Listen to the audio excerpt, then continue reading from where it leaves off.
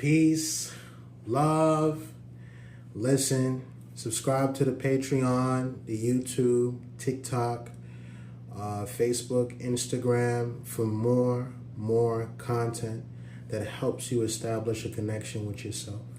Done. What are we going to talk about today? Shout outs to Emotions Made Easy. Call, talk to a friend, just talk psychotherapy. Done. Fire Safety Made Easy for a genuine career. Genuinely, we teach you how to acquire it for more money. Done. Now, we'll be talking about unlocking the key to successful conflict and resolution when it comes to dealing with triggers in relationships with your significant other. If you're going through this, hit that like button, comment, let me hear your story because I'm very open to hearing it, like you're open to hearing me. Yeah? Let's talk. So I got some questions here. Let's start. How can couples resolve conflicts together effectively? What I'll say is this, right? When it comes to me and my lady, I've been with my lady for 14 years now. And I have a beautiful baby boy on the way named Asani. Shout outs to Asani. Everything for Asani. And my lady Ruth is amazing, and my dog is amazing too. Shout outs to the whole family, right? So I've been with my lady for a long time. I've been through the domestic situation. I've been through the verbal abuse. We've been through the resistance, the understanding, and now we're here. Yeah?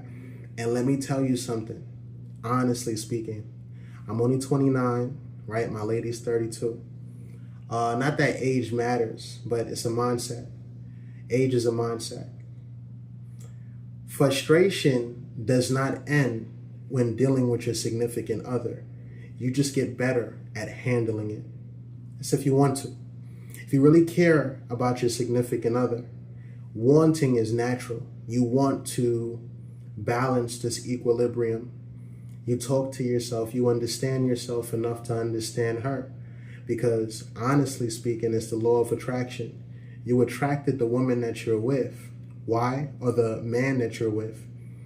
Because you attracted you. You understand what I'm saying?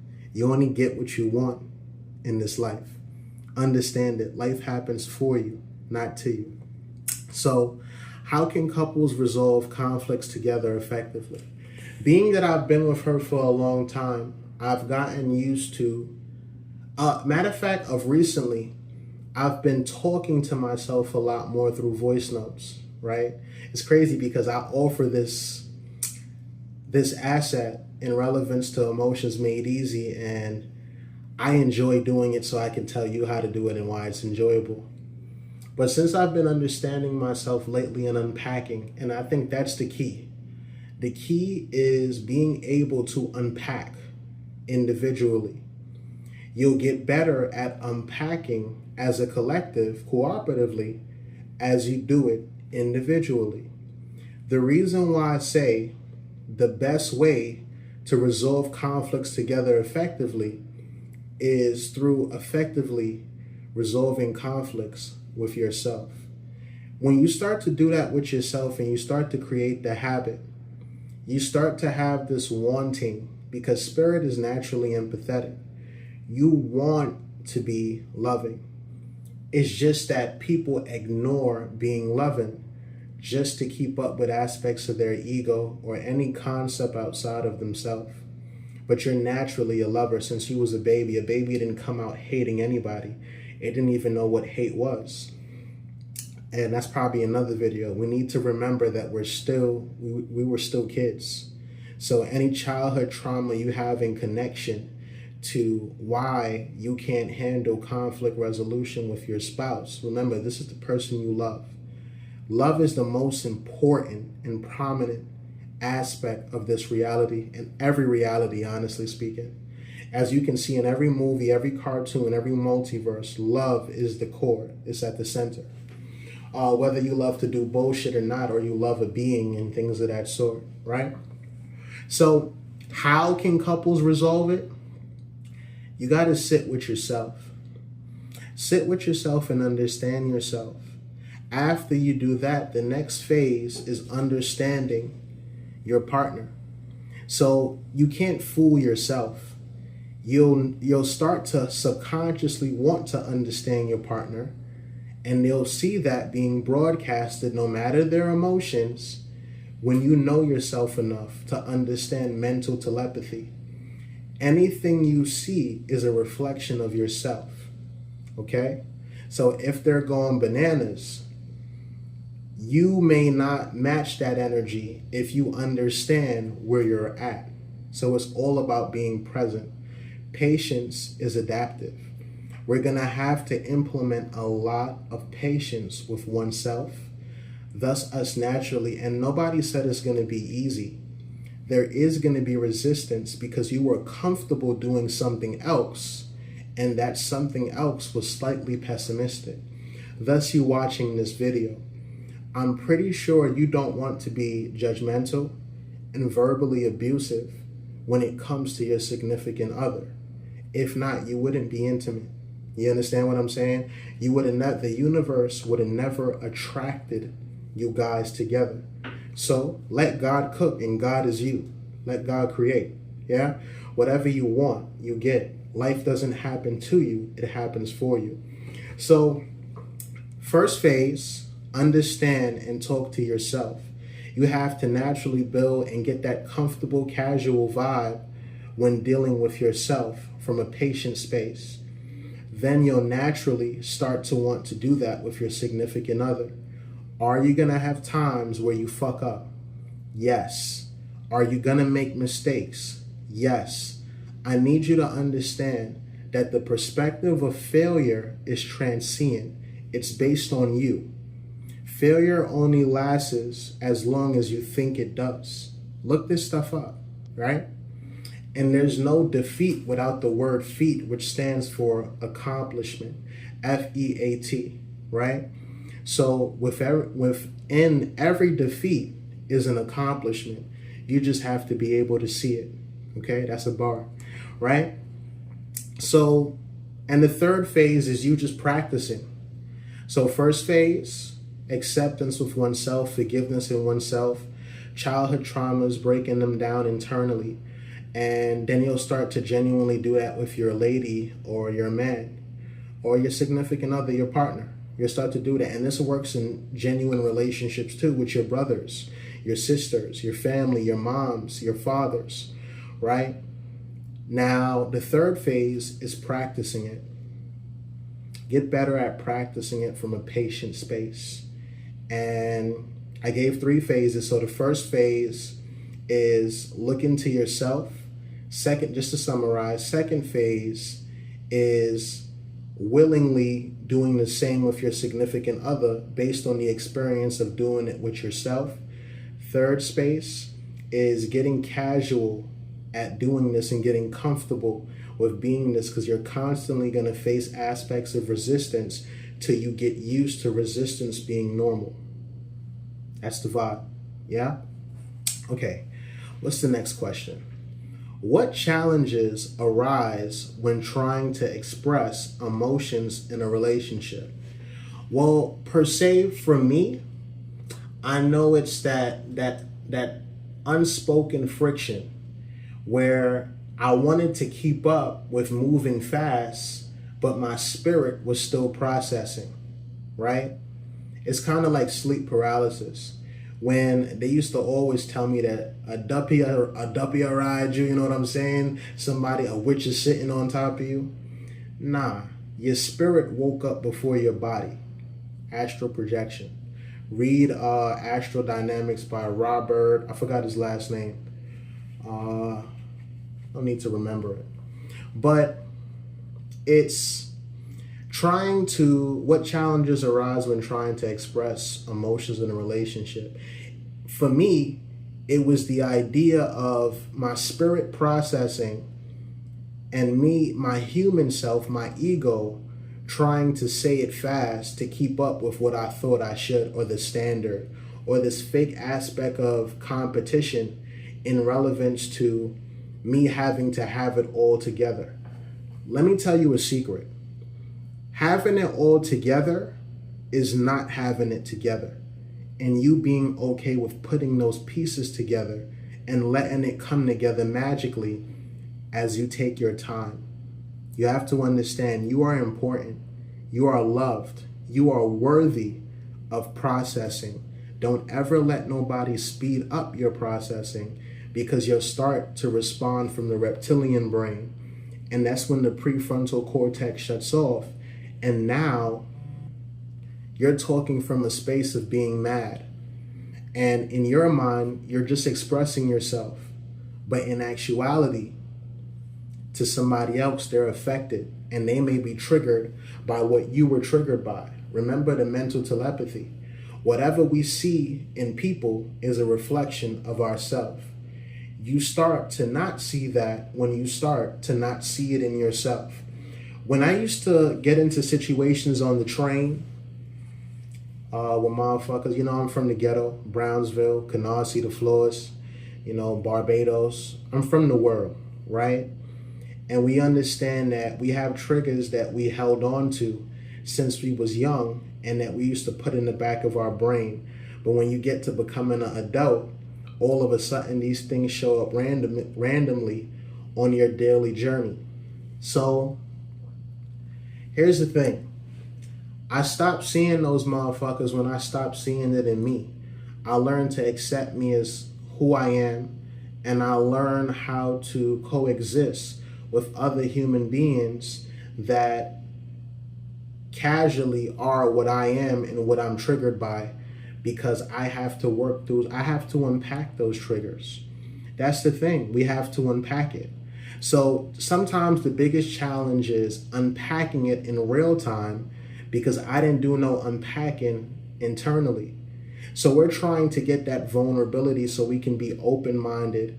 So when we say what we say, we're not taking it personally from a space of looking for validation or gratification, or focus on how our significant other responds to us negatively or pessimistically. We're focused on, hey, I talked to myself about this and I was vulnerable with me. So even if you don't respond how I think you should, I'm not even looking for a response. I was vulnerable with myself internally enough to be vulnerable with you. So now patience is adaptive. You was able to do that with yourself. It came with some type of resistance. So honestly speaking, our honest expectation is resistance when it comes to voicing that opinion and taking part in being vulnerable with your partner. All I know is this: law of attraction. The more you work on that is the better your partner gets at working on it with you. You have to understand. Remember that saying where they said, do unto each other as you would like them to do unto you? It's the same idea. You have to be ready to face yourself before you're ready to face your partner. Just understand that in the grand scheme, the universe, y'all, universes brought you guys together. There's a you and an I in the word universe. Understand that. Once you start to get to understand that the cosmic, the universe, and the universe is mental. So that means you attracted this. Once you take accountability for attracting what makes you feel great, you can enjoy what doesn't make you feel great. Yeah? Yeah.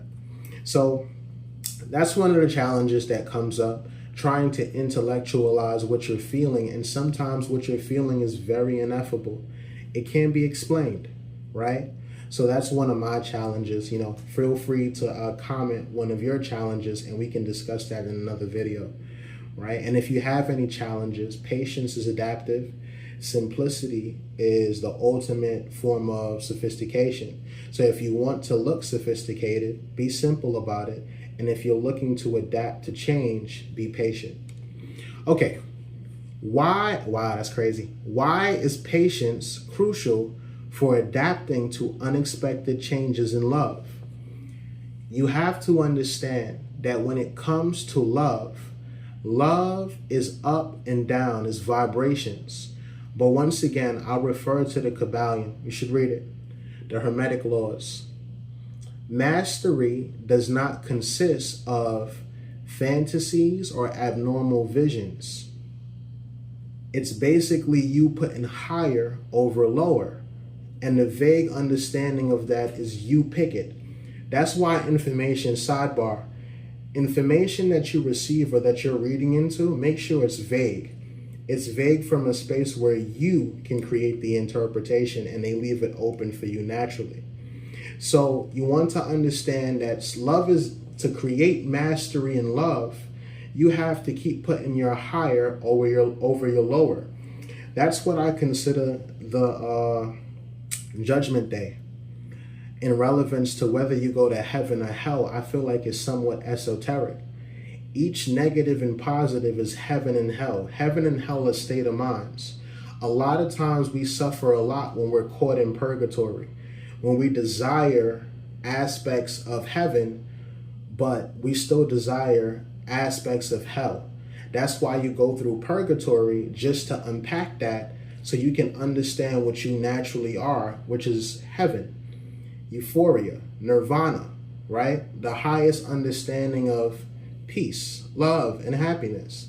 So patience is very crucial to adapting to unexpected changes in love, because you got to understand you have to move slow with these frequencies. Our spirit doesn't move fast. Fast is also a perspective, honestly, because you'll look at somebody and they'll do something and you'll be like, wow, he did that fast. You'll look at the other and say, wow, they did that fast too. One had intentions to be fast, right? Got good at doing that slowly, so now they do it fast. And the other one is just trying to be fast but fucking up everything. But their intent to be fast, they haven't fully processed it from a slow place. So if you look at AI said, practice. What the fuck is practice? That's because he's been practicing his whole life to the point where this is now casual. Thus him crossing up Jordan like he did. Classic, right? But patience is definitely crucial, because you have to be patient with yourself first. Things are always changing. Based on the Kabbalion again, change is inevitable. There's no way to duck change. That's why a lot of people have issues, because they're trying to slide by change. They want things to stay the same, when in actuality, everything is constantly vibrating and constantly changing. Yeah, so that's why patience is crucial, because change is unexpected. So unexpectancy always comes with aspects of love. So mastery is things going up and down and you picking the right choice based on high and low. So patience is needed to do that so you can process things. You can't just process emotions fast. Listen, you are worthy of processing your emotions slow, and your spirit is worthy of it. Spirit is a being that can't be explained. So is God, which is attached to that understanding. Soul, breath. You have to breathe through your emotions, your energy in motion. You can't just, it has to be a process, and you have to accept that process. Because guess what? A motherfucker will be heading to a destination and want to take a shortcut, and you've seen this in many movies, and they ended up in the hills have eyes with those mutated motherfuckers. Take the way that makes sense and that is genuine to your intuition. That's why patience is so genuinely needed, and I would say mandatory. Yeah.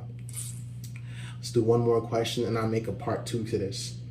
How do energy and structure contribute to conflict resolution between partners? How do energy and structure contribute to conflict resolution between partners? What I'll say is this, right? You got business is not business without creativity, and creativity without business doesn't make any sense.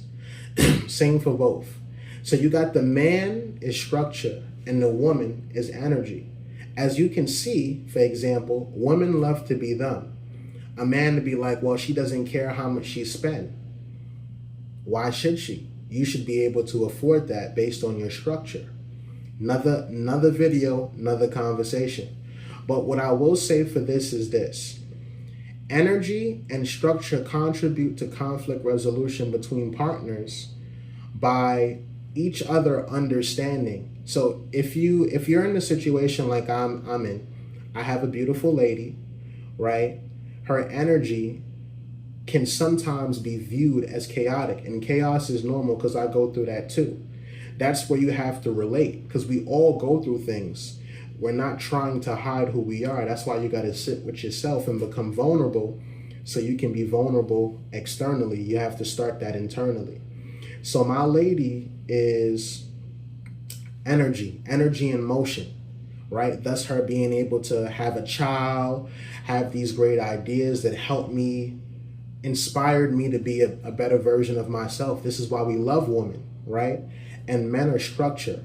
They understand how to meticulously and logically put things in place, and so do women, but we're better at it, and women are better at being energy, thus you having that connection.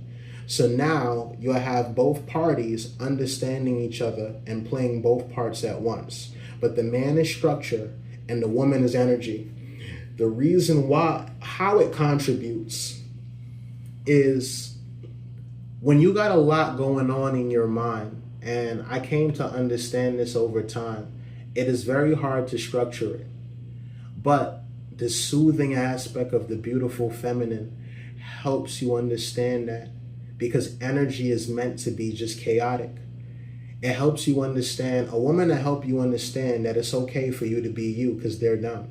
And a lot of men forget that.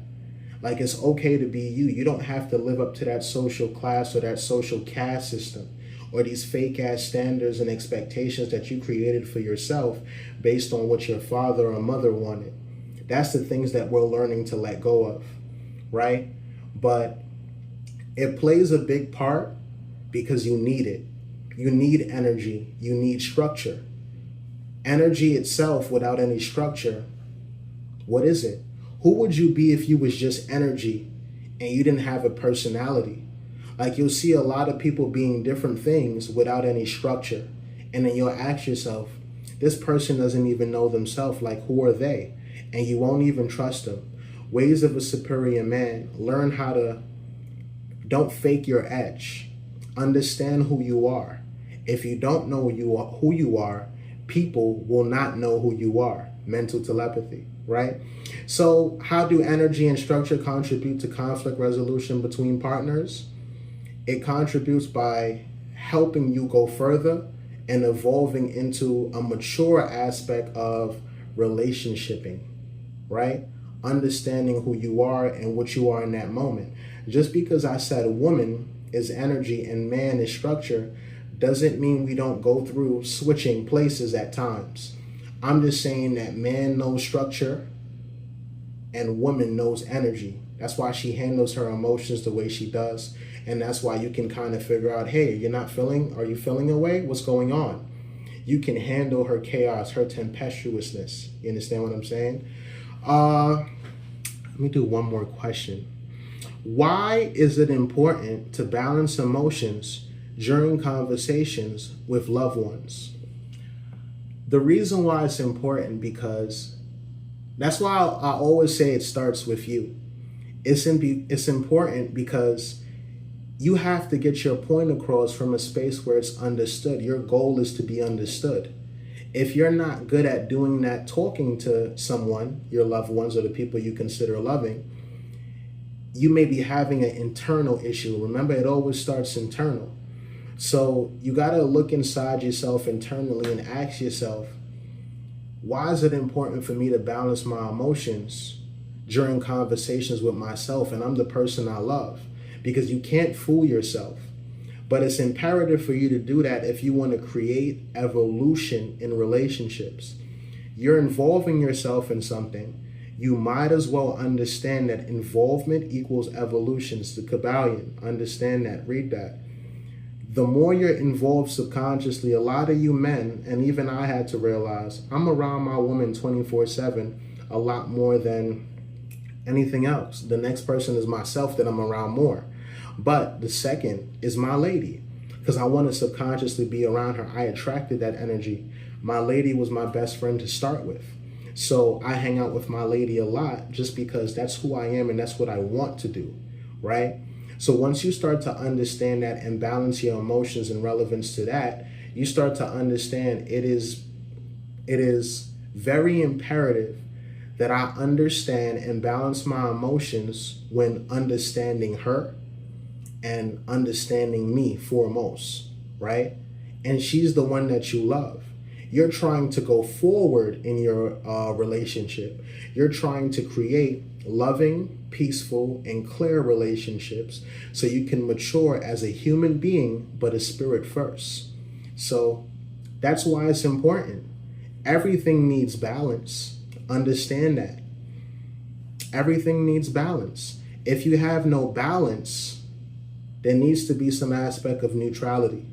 There needs to be a balance. You can't just be negative. Doesn't work that way. You can't just be positive. That's toxic positivity. If you're ignoring your negative, you have to become one with both. It's a yin and a yang, and everything thrives off of polarity. Everything has two sides, two poles. Even the idea of truth, absolute and relative. Absolute is internal truth. Relative is external truth, right? So you need to understand that there's always two sides. There's never one side. If you only think there's one side, that'll lead to your demise within this aspect of like a mind state that's stuck in purgatory. You got one foot in, one foot out, you'll always be cold. You gotta pick a side and understand both sides, and that is what we call open-minded. I'll do another video on this to finish up the questions, but love you, appreciate you guys, and just in summary, understand who you are enough to further aspects of your relationship. Comment if you do want a part 2, I don't mind. This was a beautiful conversation. This is something I've been healing about too, genuinely, in relevance to creating a perfect relationship for a perfect family. And perfection is limitless. There's so many possibilities when it comes to love. Love hard, appreciate, and love yourself first. Much peace, much love. Yeah. Emotions made easy. Here, go talk. Talking is beautiful. Fire safety made easy. Find a career so you can start your wealth from a space of independence and freedom by making more money. Rapping is here too. We're going to be expressing so much. I have a mixtape to drop.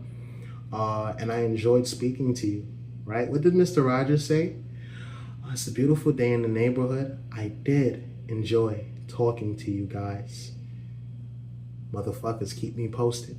Much love and much peace, and I enjoy this. It's very therapeutic for me. So as I help you heal, I help me heal. Yeah.